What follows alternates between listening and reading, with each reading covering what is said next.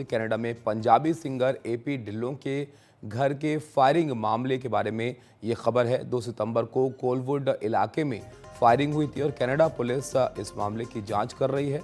अब फायरिंग मामले की जांच में कनाडा के ओंटारियो से एक भारतीय अभिजीत किंगरा को गिरफ्तार किया गया है और इस फायरिंग मामले में एक दूसरे विक्रम शर्मा की तलाश भी जारी है। भारत में आरोपी विक्रम शर्मा बताया जा रहा है। कनाडा पुलिस फायरिंग की जिम्मेदारी लॉरेंस गोल्डी गैंग ने ली थी। सोशल मीडिया पर पोस्ट कर ये जिम्मेदारी ली गई थी।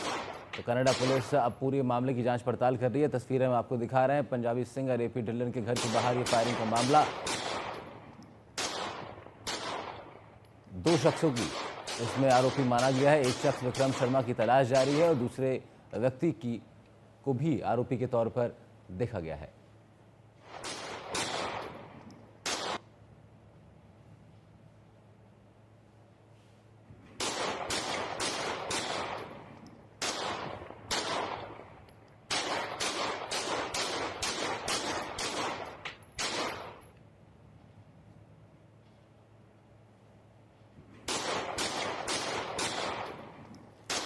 तो ये वीडियो आप देख रहे हैं, ये उस वक्त का है जब एपी ढिल्लों का जो घर वहाँ पर है उस पर फायरिंग जो है वो की गई थी। कनाडा में उनके घर के बाहर ये मामला था फायरिंग का और इसी सिलसिले में अब ये गिरफ्तारी जो है यहाँ पर की गई है।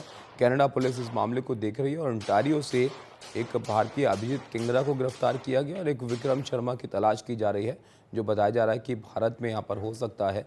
ये जो मामला है, जब ये फायरिंग हुई थी उसके बाद यहाँ पर भी लॉरेंस और गोल्डी गैंग जो है वो सुर्खियों में आए थे और जिम्मेदारी जो है उनकी तरफ से यहाँ पर इस फायरिंग की ली गई थी। और 2 सितंबर का ये मामला बताया जा रहा है ताबिश, जब कोलवुड इलाके में ये फायरिंग हुई थी। कनाडा पुलिस ने फायरिंग मामले की जांच पड़ताल शुरू की, जहां के अब कनाडा के ओंटारियो से एक भारतीय अभिजीत किंगरा को गिरफ्तार कर लिया गया। दूसरे की भी तलाश जारी है। मुकेश हमारे सहयोगी हमारे साथ जुड़ गए हैं। मुकेश, एक बड़ा मामला है, ये बहुत बड़ा डेवलपमेंट भी इसको कह सकते हैं कि गिरफ्तारी इस मामले में की गई है। अब जिसकी गिरफ्तारी हुई है और जिसकी तलाश की जा रही है, इनके बैकग्राउंड के बारे में क्या पता चल पाया अभी तक? देखिए, करीब 2 महीने बाद कनाडा पुलिस ने एक बयान जारी किया है और अपने बयान में कहा है कि जो सिंगर एपी ढिल्लो हैं उनके घर के बाहर जो 2 सितंबर 2024 को फायरिंग हुई थी और 2 वाहनों को आग के हवाले किया गया था, उस मामले में उन्होंने ओंटारियो से एक भारतीय अभिजीत किंगरा को गिरफ्तार कर लिया है। अभिजीत किंगरा जो है वो कनाडा के विनीपेग इलाके में रहता है, लेकिन उसको ओंटारियो इलाके से पकड़ा गया है।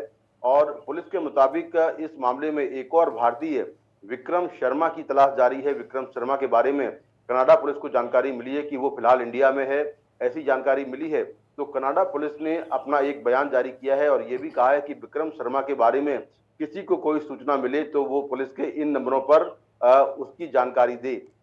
जो ये पूरी फायरिंग हुई थी और जो 2 वाहनों को आग लगाई गई थी, उसका एक वीडियो भी सामने आया था। दरअसल जो शूटर थे उन्होंने उनमें से किसी एक आदमी ने ये वीडियो शूट किया था, जिसमें एक शख्स जो है दस्ताने पहने हुए लगातार पिस्टल से फायरिंग कर रहा है और वीडियो में जो जलती हुई गाड़ी है वो भी दिखाई दे रही है। तो 2 वाहनों को आग के हवाले किया गया था और फायरिंग के बाद कनाडा पुलिस ने जो फायर डिपार्टमेंट की गाड़ियां हैं उनको भी कॉल किया था, इस आग को बुझाया गया था और उसके बाद कनाडा पुलिस ने जांच शुरू की थी। 2 महीने की जांच के बाद उसने एक भारतीय अभिजीत किंगरा को गिरफ्तार किया है, जबकि दूसरे भारतीय विक्रम शर्मा की तलाश जारी है।